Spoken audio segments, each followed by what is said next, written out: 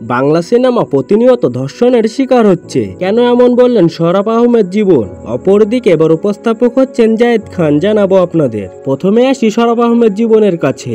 এই মুহূর্তে আমার কাছে মনে হচ্ছে বাংলা সিনেমা প্রতিনিয়ত ধর্ষণের শিকার হচ্ছে, আর সেই ধর্ষক হচ্ছে যারা পাইরেসি করছে তারা। এমনই মন্তব্য করেছেন নির্মাতা শরাফ আহমেদ জীবন। যখন তিনি এমন মন্তব্য করলেন তখন ভিডিও শেয়ারিং প্ল্যাটফর্ম ইউটিউবে তার নির্মিত চক্কর সিনেমাটি পাইরেসি হয়েছে।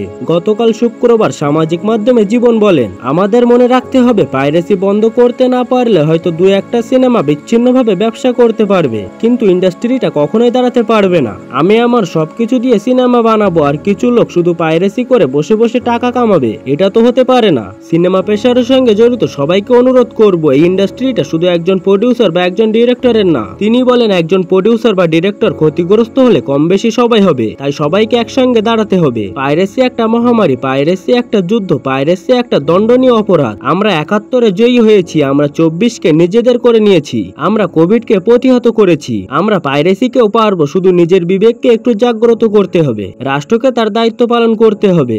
ব্যাচেলার পয়েন্টের এই অভিনেতা বলেন, আমাকে একবার হলেও বলতে হবে আমি পাইরেসির পক্ষে না, আমি পাইরেসিকে সমর্থন করি না। ধর্ষকের সর্বোচ্চ শাস্তি যদি মৃত্যুদণ্ড হয় তাহলে যে পাইরেসি করে তার শাস্তিও মৃত্যুদণ্ড হোক।